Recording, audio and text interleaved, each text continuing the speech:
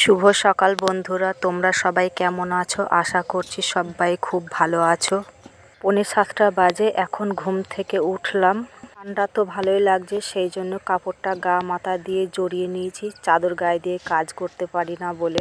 ঘুম থেকে উঠেই আগে বিছানাটা গুছিয়ে নিচ্ছি। আমাদের বাড়িটা এমন জায়গায় সকাল 8টা বেজে গেলেও মনে হয় যেন 5টা বাজে। আমাদের এখান থেকে সূর্য দেখাও যায় না, সূর্যের এক ফোঁটা রোদও লাগে না।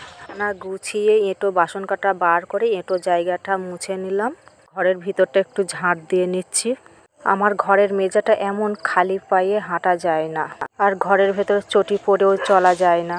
ঘরের মেঝেতে চট পাটি সব সময় পাড়া থাকে, এর ওপর দিয়েই রোজ একটু করে ঝাঁট দিয়ে নিই। আর 2-4 দিন পর তুললে ঘর ভালো করে ঝাঁট দিয়ে আবার পারি। বারান্দাটাও দেখেছো কি অবস্থা, সব সময় স্যাঁতসেঁতে ভিজে থাকে। বারান্দাটাও একটু ভালো করে ঝাঁট দিয়ে নিলাম। আর এই উঠোনটাও খুব নোংরা হয়েছে, কাল বিকালে ঝাঁট দেওয়া হয়নি। কাল বিকালে আমার দেওর এই জায়গাটায় বাঁশ কাবারি সব কাটছিল মুরগির ঘর ঠিক করবে বলে, সেই জন্য আর কালকে ঝাঁট দেওয়া হয়নি। আর মাটিগুলোও খুঁড়ে গেছে, আর জায়গাটাও অনেক নোংরা হয়ে গেছে। উঠোন ঝাঁট দিয়ে বাসন মাজতে চলে আসলাম।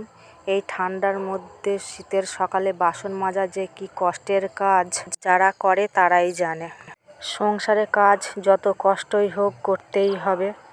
আমার বেশি বাসন এঁটো হয় না, আমরা 3টে লোক।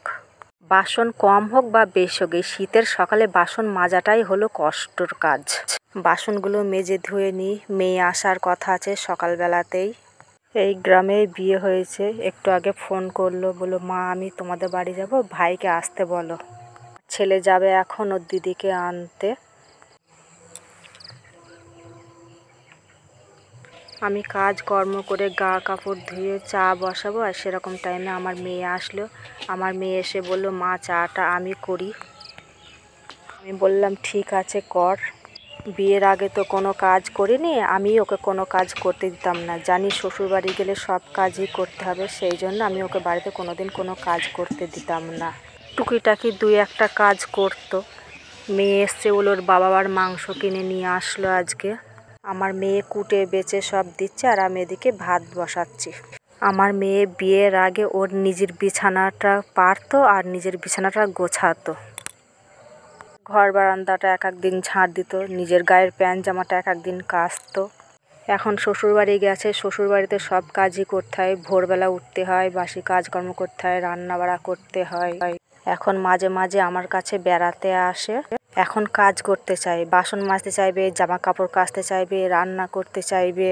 অন্য কোনো কাজ করতে দিই না। আর এখনও রান্না করতে ভালোবাসে। আগে তো রান্না করতে চাইতো না, এখন রান্না করতে খুব ভালোবাসে।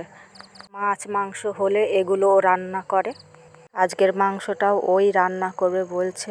বললাম ঠিক আছে, আমি ভাতটা নামিয়ে নিই, তারপরে তুই মাংস রান্না করিস। আমার মেয়ে মাংসটা ভালোই রান্না করতে পারে। ও সব কুটে বেছে দিচ্ছে, আমি মশলাটা করে দেবো, ও রান্না করবে।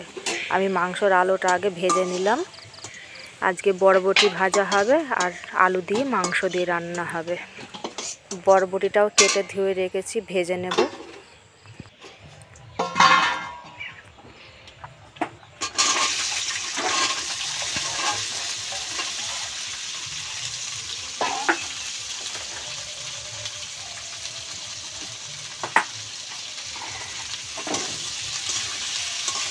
আমার মেয়ে রান্না করতে শুরু করে দিয়েছে। আমি ওকে বললাম তাহলে তুই রান্না কর, আমি অন্য কাজগুলো করি গা।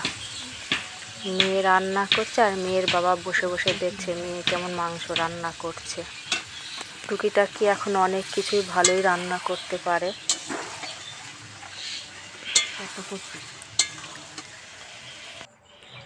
রান্না বান্না হয়ে গেছে, বললাম এখানেই খেয়ে নে, আর ঘরে যেতে হবে না।